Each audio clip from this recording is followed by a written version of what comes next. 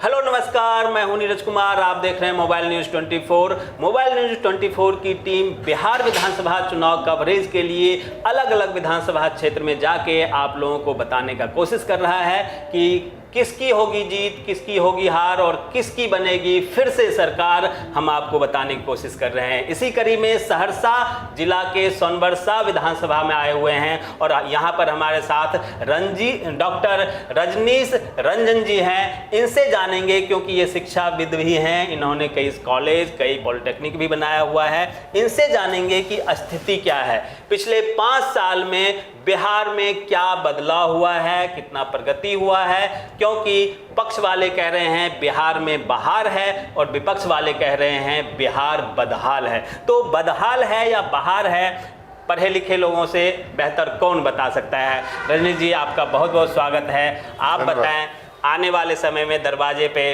अब विधानसभा है, जैसे मैं अभी घूम रहा हूँ ऐसे ही विधायक के उम्मीदवार आपके यहाँ भी आएंगे अलग अलग जगहों पे। क्या लग रहा है, विधानसभा चुनाव बार बार आता है, क्या बिहार में पहले से कुछ स्थिति सुधार में है, क्या लग रहा है आप? सबसे पहले तो आपके मोबाइल न्यूज़ 24 के सभी दर्शकों को नमस्कार।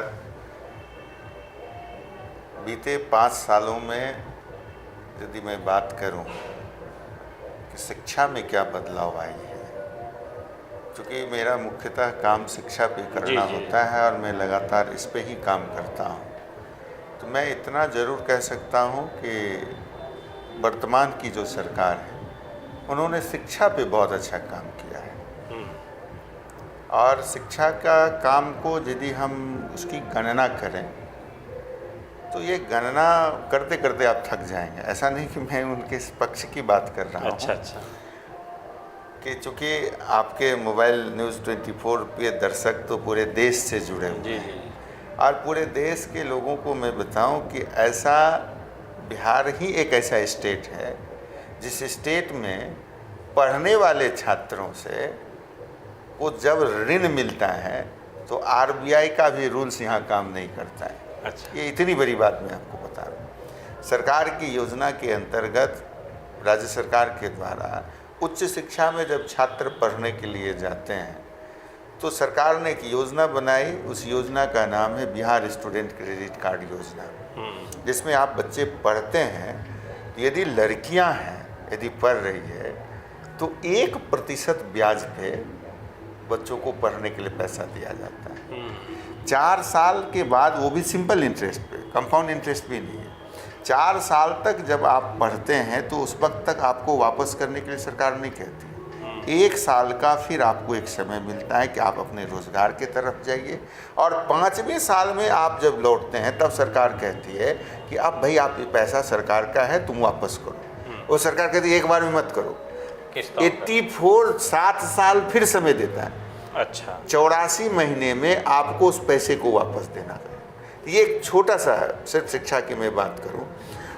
इसके इतर यदि कोई मेधावी छात्र आज बीपीएससी की परीक्षा दे रही है, कोई लड़कियां, तो जैसी वो पीटी पास करती है तो उसके खाता में बिहार सरकार 50,000 रुपये भेज देती है कि भाई अब जाओ तुम मेंस की तैयारी करो। ऑटोमेटिक कोई अप्रोच नहीं, ये सब मतलब कह सकते हैं कि ये तो बिहार को बदलने का एक इतना बढ़िया जरिया है। हम लोग जब पढ़ते थे, वाकई सच में मैं कह रहा हूँ कि यदि यहाँ पे सोनबरसा विधानसभा में या सोनबरसा हेडक्वार्टर में एक लगमा हाई स्कूल हुआ करता था, एक Sonbarsa high school, Sahsol high school और विराटपुर चंडी स्थान हाई स्कूल, ये 4 हाई स्कूल इर्द गिर्द था। लड़कियाँ नहीं जाती थी पढ़ने के लिए। ये तो कहीं ना कहीं वर्तमान सरकार का यह देन है कि बच्चियाँ स्कूल तक पहुँच रही है, साइकिल पे से लड़कियाँ सच में चल रही है और स्कूलों तक पहुंच रही है। तो ये हम कह सकते हैं कि यदि शिक्षा के नज़रों में हम यदि कहें तो बिहार सरकार को हम 100 में 100 नंबर देंगे। अच्छा, 100 में 100 नंबर देंगे। लेकिन 100 में 100 नंबर आपने दे दिया, लेकिन अगर आप आंकड़ों की बात करें, बीपीएससी यूपीएससी की बात आपने की, तो पहले के तुलना में जहां बिहार यूपीएससी में टॉप पे रहता था, मुझे याद है कि एक बार 52% यूपीएससी कंप्लीट करने वाले बिहार के स्टूडेंट थे, 100 में से 50 के आसपास, और अब वो स्थिति नहीं रहा है। कारण है क्योंकि आप भारत के फेडरल स्ट्रक्चर को बहुत अच्छा ढंग से जानते हैं, विभिन्न राज्यों में आप घूमते हैं, शिक्षा जो है वो समवर्ती सूची में आता है। सिलेबस का निर्माण की जब बात आती है, पुराना जिस वक्त की आप बात कर रहे थे, उस समय हमारा जो तब 86 का न्यू एजुकेशन पॉलिसी 92 में अमेंडमेंट हुआ, उसके बाद की जब हम बात करें तो उस समय तक SCERT के पास ज़बरदस्त पावर था। हमारे राज्य का जो बेसिक एजुकेशन का जो सिलेबस था वो तय करता था SCERT। आज क्या हुआ, देश लेवल पे आपने NCERT को लाया और NCERT ने जिन चीज़ों को स्थापित कर दिया वही पूरे देश में आपने लागू कर दिया। SCERT की बॉडी मृत प्राय सी हो गई है हमारे स्टेट में। अब वैसे स्थिति में कि क्या हम पढ़ाएं, चूँकि मुझे पता है कि मेरे बच्चों की क्या कमी है और मेरे बच्चों में क्या खूबी है। जो बिहार के बच्चों की हालात हैं और दिल्ली के बच्चों से हम उसकी तुलना नहीं कर सकते हैं। तो ये ही एक मूल कारण है जिस कारण के तरफ लोग ध्यान नहीं देते हैं। ये मूल कारण है सिलेबस पर जब तक अधिकार बिहार राज्य का रहा, जब तक बिहार राज्य के लोग उस पर काम करते रहे, सिलेबस वहाँ से एक फ्रेमवर्क भेज दिया जाता था। फ्रेमवर्क में हम कुछ अमेंड करते थे, कुछ उनकी मूलभूत चीज़ें, उनकी आत्माओं को हम बिना प्रभावित करते हुए, लेकिन हाथ पांव उसमें जोड़कर विद्यार्थी को हम तैयार करते। बिल्कुल, लेकिन मैंने जहाँ तक इसमें अनुभव किया है कि अवेयरनेस की कमी कह लीजिए या जो भी, अब आज के डेट में भी बिहार के बहुत सारे स्टूडेंट बच्चे, माता पिता उन्हें पढ़ाने के लिए कोटा, रुड़की, मद्रास, अलग अलग पुणे, अलग अलग जगहों पे भेजते हैं। और मैं कोटा भी जा चुका हूँ, रुड़की भी जा चुका हूँ और पुणे भी जा चुका, मद्रास तो जाने का मौका नहीं मिला। जब वहाँ के इंस्टीट्यूशन में जाते हैं तो वहाँ पढ़ने वाला स्टूडेंट भी ज़्यादातर बिहार के, पढ़ाने वाले शिक्षक भी ज़्यादातर बिहार के। फिर भी जैसे कि आपने कहा कि लोन लेते हैं बच्चे और उन्हें लोन मिल जाता है। बिहार के लोन का पैसा, बिहार सरकार का पैसा कहीं ना कहीं यूपी में, कहीं ना कहीं दिल्ली में, कहीं ना कहीं राजस्थान में और अलग अलग स्टेट में जा रहा है। आखिर ऐसी क्या कमी है कि बिहार के स्टूडेंट, बिहार के शिक्षक होने के बावजूद भी उन्हें पढ़ने के लिए बिहार में व्यवस्था नहीं की जा सकी है अब तक, उन स्टूडेंट को बाहर जाना वहाँ उस मामले में हम कहेंगे कि हमारा जो अतीत थोड़ा गड़बड़ रहा है।